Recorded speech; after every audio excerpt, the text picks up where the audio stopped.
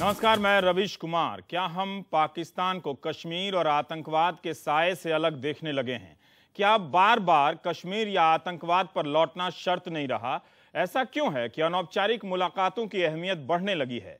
राष्ट्रपति आसिफ अली जरदारी निजी दौरे पर आने के पहले से ही कहा जाने लगा कि कोई उम्मीद मत कीजिए, निजी दौरा है, मगर फिर उसमें भोजन का कार्यक्रम शामिल हो गया। 40 लोगों का प्रतिनिधिमंडल आ गया। भोजन के वक्त मेहमानों की सूची इधर से भी लंबी होने लगी। क्या सचमुच हम इसे अनौपचारिक हदों में ही देखेंगे? इससे पहले भी क्रिकेट मैच के दौरान राष्ट्र प्रमुखों, प्रधानमंत्रियों की मुलाकातें हो चुकी हैं, लेकिन क्या अनौपचारिक मुलाकातों का हासिल औपचारिक बातचीत से ज्यादा होने लगा है? आज की मुलाकात दोनों देशों के रिश्तों के लिए कौन सी नई बुनियाद रखने वाली है? क्या यह बड़ा मौका नहीं है जब हम सामान्य रूप से बात कर रहे हैं, या फिर हम असली मुद्दों से मुंह मोड़ने लगे हैं? अमेरिका ने जब हाफिज सईद पर इनाम की राशि का ऐलान किया तो भारत में भी बवाल मचा। कहा कि यह जानबूझकर किया गया है ताकि जरदारी की भारत यात्रा पर असर पड़े। गृहमंत्री से लेकर विदेश मंत्री तक का सख्त बयान आया। राष्ट्रपति जरदारी ने भी आने से पहले कहा कि मेरी और सरकार की राय हाफिज सईद के मसले पर अलग नहीं है, मगर इसके बावजूद यात्रा पर असर नहीं पड़ा है, माहौल नहीं बिगड़ा, तो हमारे देश का जो हम लोग हैं, क्या वो अब पाकिस्तान को दुश्मन देश के अलावा उससे आगे जाकर स्वीकार करने के लिए तैयार हो रहा है? क्या ये दोनों मुल्कों के बीच का सबसे शांतिपूर्ण और सकारात्मक दौर रहा है? इसी पर है आज हम लोग।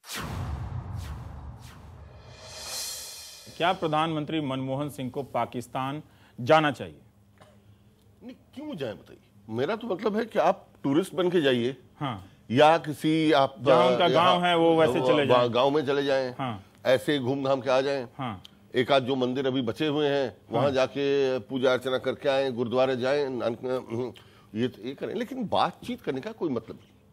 बातचीत करने का मतलब नहीं है पीपल टू पीपल कॉन्टैक्ट्स जो बढ़े हैं जब से आगरा समिट के बाद से। पीपल टू पीपल कॉन्टैक्ट्स, वहाँ के गायक यहाँ आते हैं, हमारे लोग वहाँ जाते हैं, पिक्चरें रिलीज हो रही हैं, ये सब ठीक है। तो गजलों के सहारे कब तक आप मसलों को हाँ, लेकिन उसके मसलों को गजलों के साथ जोड़ना नहीं चाहिए। हाँ।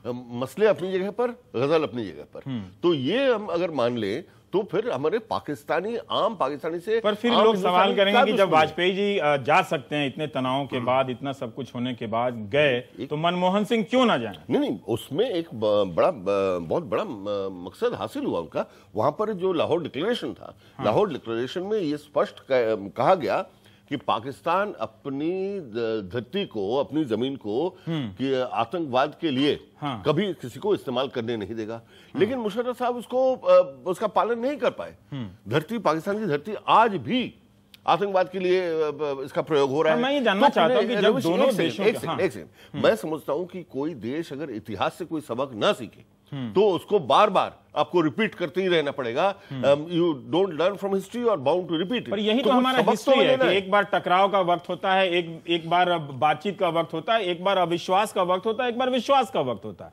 हम जब थिम्पू से लेकर रसिया तक में बाई लाइन, साइड लाइन, यहाँ लाइन, वहां लाइन में मिल सकते हैं, तो आमने सामने मेज पर क्यों नहीं बैठ सकते? नहीं, देखिए, जब इंडिया पाकिस्तान का चाहे क्रिकेट मैच हो और चाहे वहां के जो हेड ऑफ स्टेट हो उनकी मीटिंग हो, इतना ज्यादा हाइप हो जाता है, इतना एक्सपेक्टेशंस होता है, तो उसके बाद अगर वो विफल हो जाए या कोई ठोस कदम आगे नहीं बढ़े तो मैं समझता हूँ चारों तरफ हताशा फैलता है। उससे हमें क्या जाना चाहिए मनमोहन सिंह को? मैं आ रहा हूं आप लोगों के पास विश्वास जी। तुरंत इस बार मैं चंदन जी के साथ बिल्कुल सहमत हूं, क्योंकि इन्होंने ये दो बात जो बताया है। वाजपेयी जी जब 1999 फरवरी में गए थे, लाहौर अकॉर्ड एक बहुत बड़ा एग्रीमेंट था भारत और पाकिस्तान के बीच में। उसके बाद वाजपेयी जी जब प्रधानमंत्री थे जनवरी 2004, जिसमें उन्होंने हस्ताक्षर करवाया था पाकिस्तान के मुशर्रफ साहब से कि पाकिस्तान की हुकूमत जो है वो दहशतगर्दी को समर्थन नहीं देगा। मैं समझता हूं कि ये दोनों बहुत ही महत्वपूर्ण समझौता थे भारत और पाकिस्तान के बीच में, और वाजपेयी जी का जाना बिल्कुल स्वाभाविक था।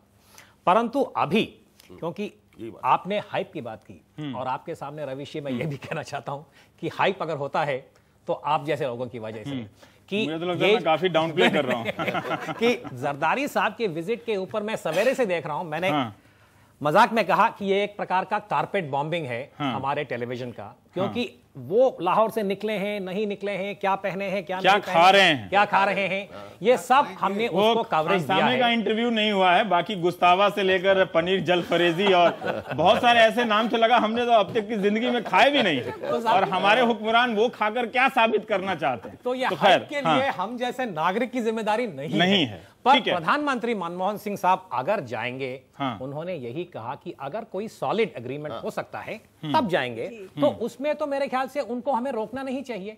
आप वहां तक तो पहुंचिए, कुछ कंडीशन होगा तभी तो भारत के प्रधानमंत्री जाएंगे। और अभी तक मैंने परमाणु मुद्दे के ऊपर बात तक नहीं उठाया। India Pakistan are 2 nuclear weapon states. Do you have the NDTV Profit app? All the markets, all the news and your own homemade, ready-made portfolio available there for you. We will right now answer what you should sell, what you should buy when markets are down. Download at ndtvprofit.com/apps. Get the best app from the channel you trust.